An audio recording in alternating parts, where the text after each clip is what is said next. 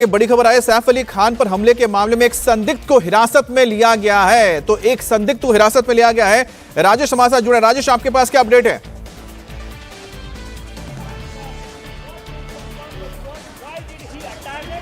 देखिए, एक शख्स को फिलहाल पुलिस थाने में लाया गया है और बताया जा रहा है कि ये सैफ अली खान पर जो हमला हुआ है उसी मामले में है। अभी तक पुलिस ये साफ नहीं कर रही है क्या कि ये वही शख्स है जिसने हमला किया है या फिर इसका कोई साथी है, लेकिन एक शख्स को लाया गया अभी पुलिस थाने में। इस वक्त जो ऊपर है पूछताछ उससे चल रही है। पुलिस के अधिकारी इतना जरूर बोलते हैं कि उसी मामले से जुड़ा है, लेकिन ये वही शख्स है जिसने हमला किया था, इसके बारे में पुलिस अभी कुछ भी कहने से बच रही है। लेकिन एक शख्स जो है वो अभी पुलिस थाने में लाया गया। इस वक्त जो आप तस्वीरें देख रहे हैं वहीं पर पुलिसकर्मी जो है वो उससे पूछताछ कर रहे हैं और उसे बड़े ही गुपचुप तरीके से पुलिस जो है वो अंदर लेके गई है। पुलिस के आला अधिकारी जो है उससे इस वक्त पूछताछ कर रहे हैं, लेकिन अभी तक ये साफ नहीं हो पाया है कि ये वही शख्स है जिसने हमला किया। पुलिस के आला अधिकारियों से जो हमारी बात हुई उनका कहना है कि ये अभी तक कोई गिरफ्तारी नहीं हुई है, लेकिन उन्होंने इतना जरूर कंफर्म किया अमित कि उसी मामले से जुड़ा हुआ शख्स है जिसे इस वक्त बांद्रा पुलिस थाने में लाया गया है।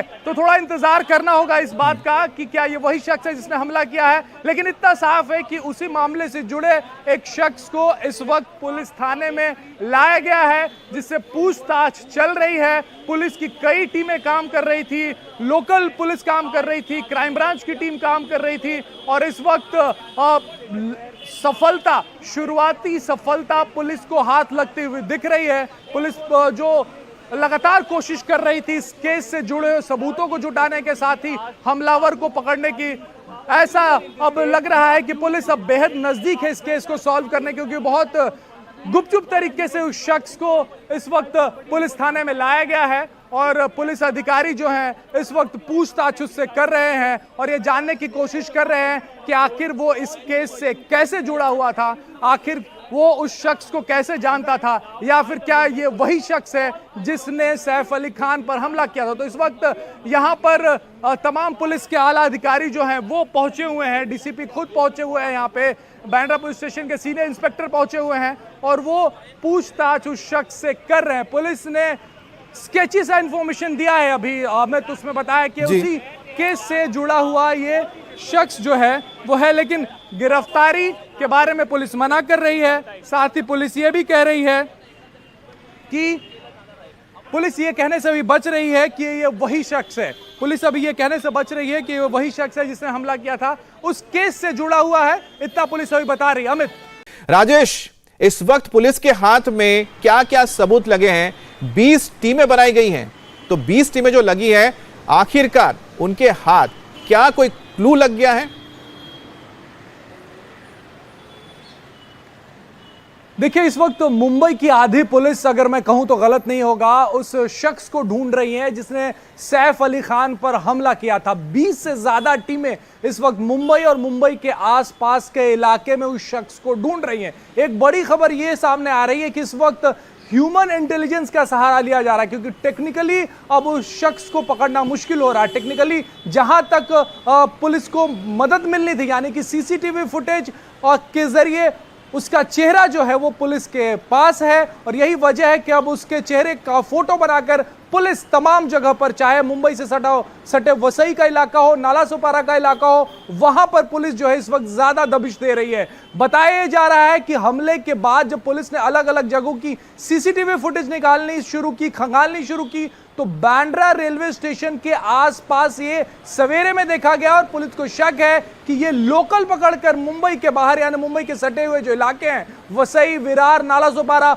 वहां पहुंचा। यही वजह है कि पुलिस उन इलाकों में दबिश दे रही है। पुलिस के हाथ में सबसे बड़ा सबूत जो हमें इस वक्त हाथ में है वो है सीसीटीवी फुटेज, आरोपी का चेहरा, जो पुलिस साफ साफ देख सकती है और मीडिया के जरिए हमने भी लोगों तक पहुंचाया। तो पुलिस ये भी कोशिश कर रही है, ये भी उम्मीद कर रही है कि लोगों के जरिए भी, यानी कि आम नागरिकों के जरिए भी उस तक खबर पहुंचे ताकि इस आरोपी को जल्द से जल्द वो गिरफ्तार करें। अगर हम इस पूरे हमले की बात करें तो जिस तरीके से लीमा, जो कि हाउस हेल्प हैं सैफ अली खान, उनका बयान आया। साफ कहा उन्होंने अपने बयान में कि जिस वक्त हमला हुआ है उस वक्त सैफ अली खान के साथ साथ करीना कपूर भी मौजूद थी। दोनों एक साथ मौजूद थे, लेकिन हमलावर ने सैफ पे हमला किया। सैफ जब वहां से निकल रहे थे तो पीछे से हमला किया और उसके बाद वो शख्स वहां से फरार हुआ है। 7 हाउस हेल्प हैं सैफ अली खान के घर में, 4 पुरुष और 3 महिलाएं। इन सभी का बयान दर्ज कर लिया गया है कि उस रात को हुआ क्या। सिलसिलेवार ढंग से पुलिस जो है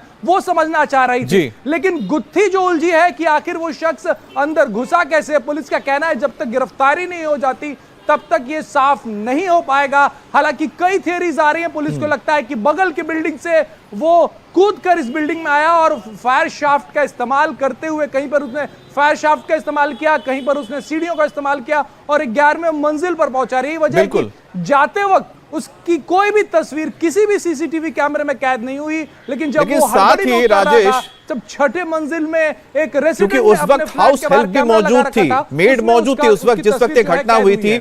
उनके ओर से भी पुलिस के सामने जो बयान दिया गया है वो भी बहुत चौंकाने वाले हैं। हाउस हेल्प अलियामा फिलिप ने पुलिस को बताया कि हमलावर ने 1 करोड़ रुपए की डिमांड की थी। वो सैफ और करीना के छोटे बेटे के बेड के पास जाने की कोशिश कर रहा था और उसे रोकने की कोशिश की गई तो उसने धारदार हथियार से हमला कर दिया। आवाज सुनकर सैफ वहां पहुंचे तो हमलावर ने उन पर भी हमला किया।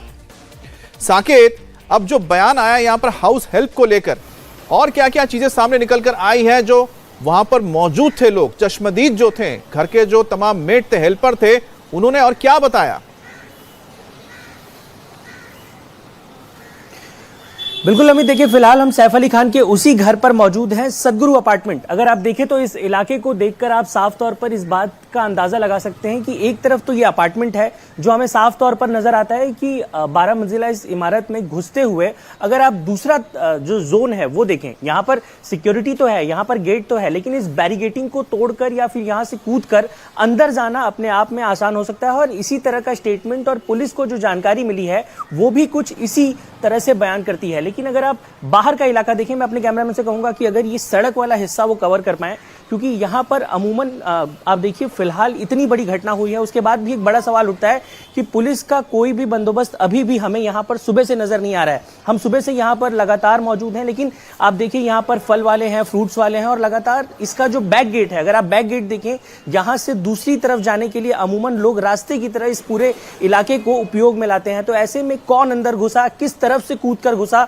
अगर आप इस इलाके के ये देखिए, अभी अगर ये सदगुरु अपार्टमेंट आप देख रहे हैं तो यहाँ पर अगर आप इस पर खड़े होते हैं, यहाँ से आप सीधा अंदर कूद सकते हैं और इसी तरह के लूप होल्स आपको चारों तरफ देखने को मिलेंगे। तो कहीं ना कहीं इन लूप होल्स का फायदा उठाकर आरोपी पहले अंदर घुसता है, उसके बाद जब वो ऊपर पहुंचता है उस वक्त तो वो फायर डक का उपयोग करता है। तो ऐसे में वो किसी भी सीसीटीवी कैमरे में कैद नहीं होता है, लेकिन नीचे उतरते समय उसे 6वीं मंजिल के कैमरे में कैद कर लिया जाता है। वो भी सिक्योरिटी नहीं, बल्कि ऐसा बताया जा रहा है कि प्राइवेट कैमरा है। तो ऐसे में पुलिस की टीम को एक तो परेशानी का सामना ये करना पड़ रहा है कि हो सकता है ये ऑफेंडर थोड़ा नया है और इसी वजह से कितने भी, जैसा कि मेरे सहयोगी राजेश ने बताया कि टेक्निकल टर्म्स पे जितने भी, लेकिन हैरानी की बात तो साकेत ये भी है देखिए कि टेक्नोलॉजी है उनका उपयोग इतना बड़ा अपार्टमेंट ट्रेस करना मुश्किल हो रहा है। उनके घर में या अपार्टमेंट के अंदर सीसीटीवी का कोई जाल नहीं बिछा है, क्योंकि ज्यादातर ये देखा जाता है कि जहां इस तरह के अपार्टमेंट्स होते हैं तो सीसीटीवी से पूरा इलाका, पूरा कॉम्प्लेक्स लैस होता है ताकि किसी भी तरह की सिक्योरिटी बीच में अगर होता भी है तो कम से कम पकड़ा तो जाए।